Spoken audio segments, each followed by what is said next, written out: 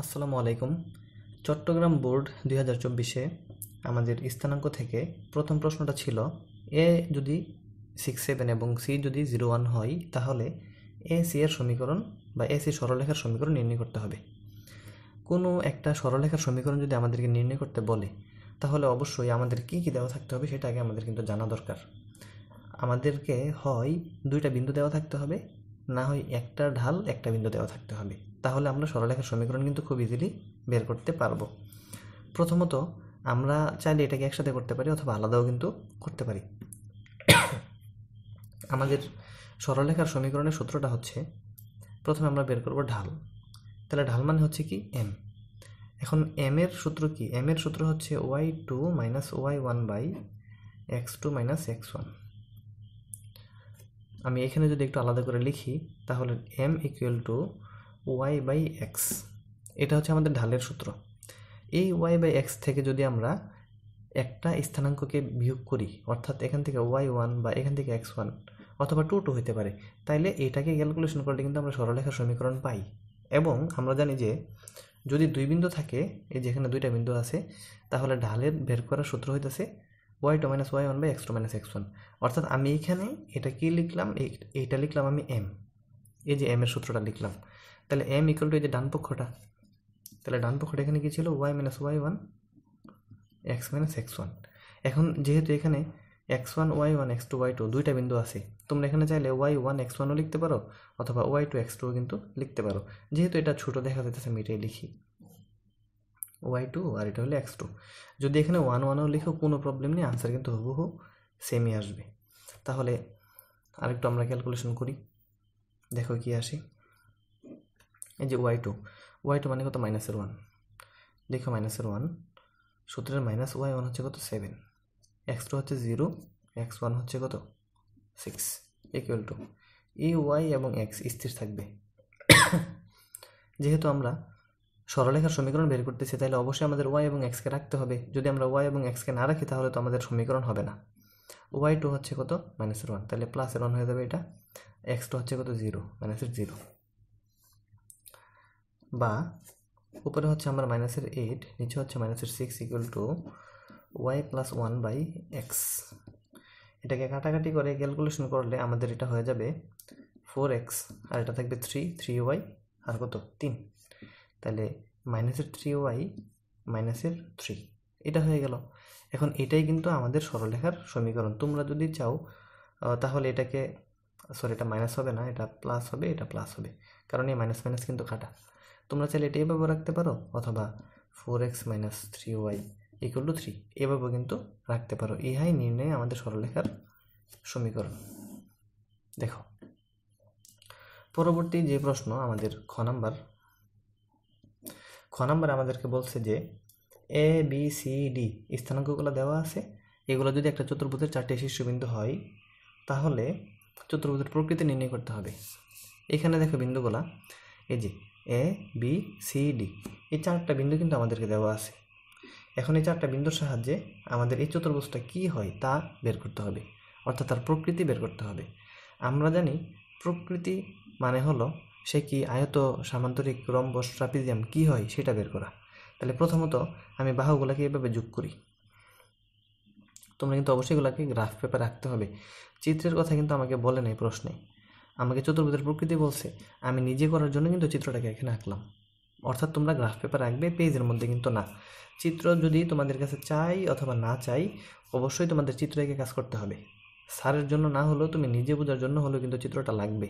চিত্রটা আঁকার পরেই মোটামুটি একটা ধারণা কিন্তু আমরা পেয়ে যাব সে কি আয়ত, সামান্তরিক, রম্বস, বর্গ কি হয়। তো এখানে আমরা দেখতেছি, আমার মনে হচ্ছে সে একটা আয়ত হবে, যদিও সে একটু বাঁকা, কিন্তু সবগুলাই সমান মনে হইতেছে।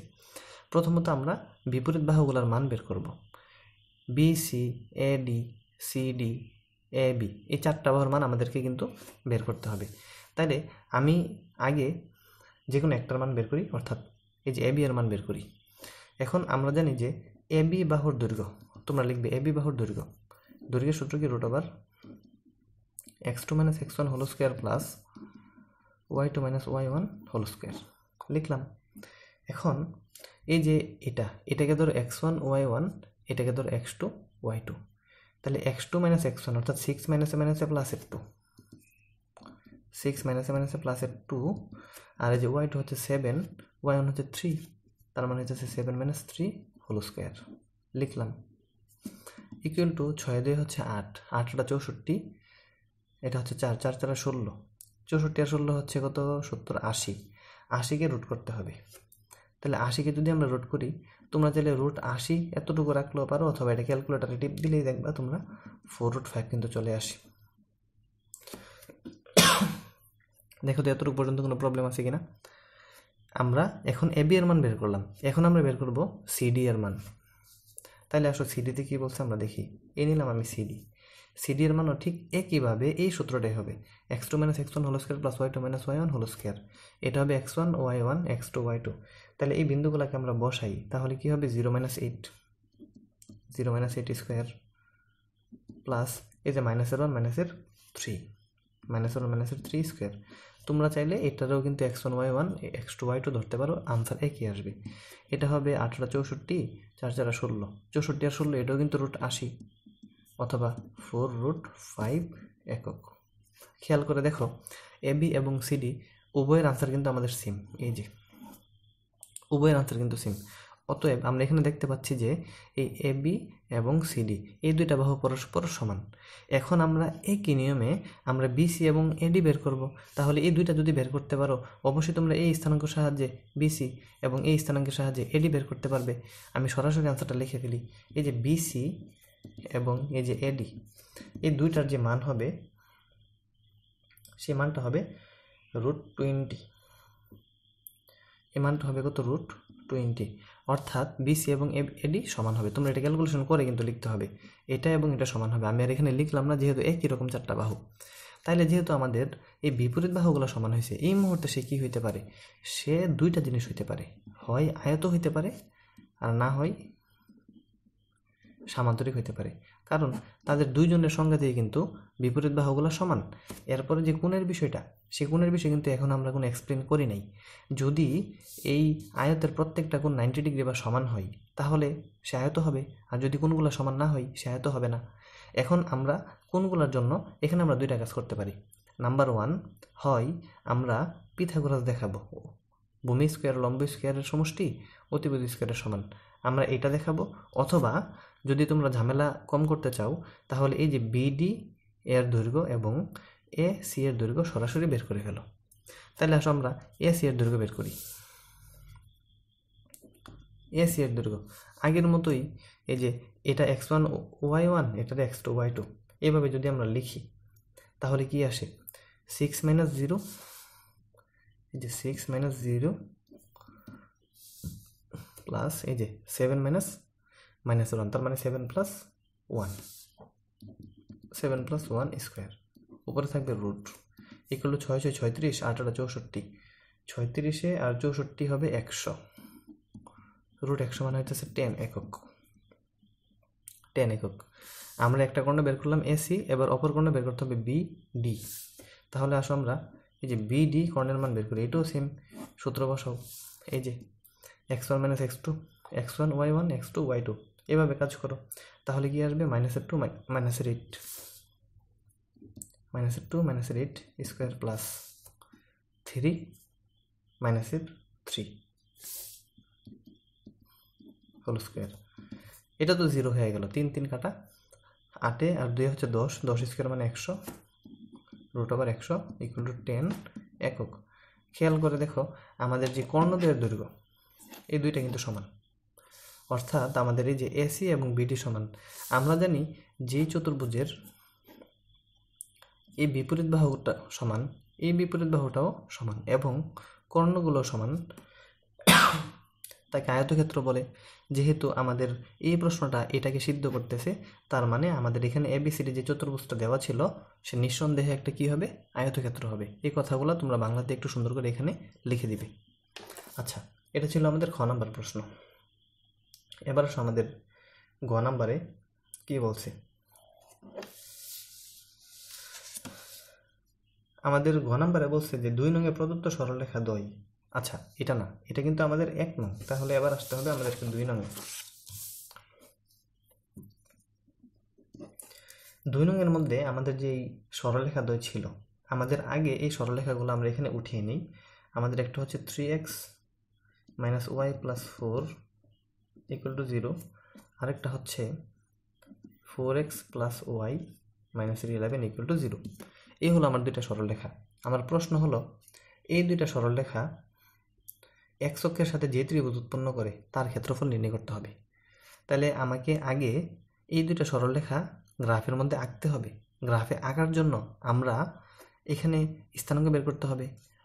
আমরা গত ক্লাসে কিন্তু আলোচনা করেছি, তোমরা জেনারেল ম্যাথে যেভাবে মান বের করতে, সেটা হলো এরকম একটা বক্স করে তারপরে এভাবে এক্স ওয়াই দিয়ে বিভিন্ন বিন্দু বসিয়ে কিন্তু আমরা গ্রাফে মান বের করতাম। এখনও কিন্তু এভাবে আমরা করতে পারি, কিন্তু প্রবলেম হলো এভাবে কিন্তু আমাদের সময়টা একটু বেশি লাগবে। আর পরীক্ষাতে আমাদের পর্যাপ্ত সময় যদি না থাকে তাহলে এইভাবে তো আমরা এটা শেষ করতে পারবো না। তাহলে সবচেয়ে সহজ উপায় হলো, বিশেষ করে স্থানাঙ্ক জ্যামিতিতে তোমরা যে কাজটা করবে সেটা হচ্ছে যে, যেহেতু এই রেখাটা এক্স এবং ওয়াই অক্ষকে ছেদ করবে, তাহলে একবার এক্স ইকুয়াল টু 0 আরেকবার ওয়াই ইকুয়াল টু 0 বসিয়ে দাও, খুব ইজিলি কিন্তু আনসারটা বের হয়ে আসবে। আমি এই কাজটাই করি, এটাকে লিখবা 1 নং। আমি সাইড বাই সাইড করে ফেলতেছি, তোমরা প্রথমে এটা লিখবে, তারপর নিচে কিন্তু এটা লিখবে। আমি সাইড বাই সাইড তোমাদেরকে সহজে দেখিয়ে দিচ্ছি। তোমরা লিখবে যে 1 নং সমীকরণে এক্স ইকুয়াল টু কত বসিয়ে পাই? 0 বসিয়ে পাই। যখন এক্স ইকুয়াল টু আমি 0 বসে দিচ্ছি, তাহলে এটা বাদ, ওয়াইকে পক্ষান্তর করো, তাহলে ওয়াই ইকুয়াল টু 4 হয়ে যেতেছে না? দেখো তো, যদি ওয়াই ইকুয়াল টু 4 হয় তাহলে এই স্থানাঙ্কটা হইল আমাদের 0, 4। এই যে X equal to 0 Y equal to 4 লিখলাম। এখন অনুরূপে আমি এখানে এক্স ইকুয়াল টু 0 বসাইছি। এখন আমরা আবার কি করব? ওয়াই ইকুয়াল টু 0 বসিয়ে দিব, অর্থাৎ একবার হবে x0, একবার হবে y0। পূর্ববর্তী ক্লাসেও কিন্তু সেম একটা অঙ্ক আমরা সমাধান করেছি। ওয়াই ইকুয়াল টু যদি 0 হয় তাহলে দেখো এখানে ওয়াই বাদ, তাহলে 3x ইকুয়াল টু 4 হইতেছে।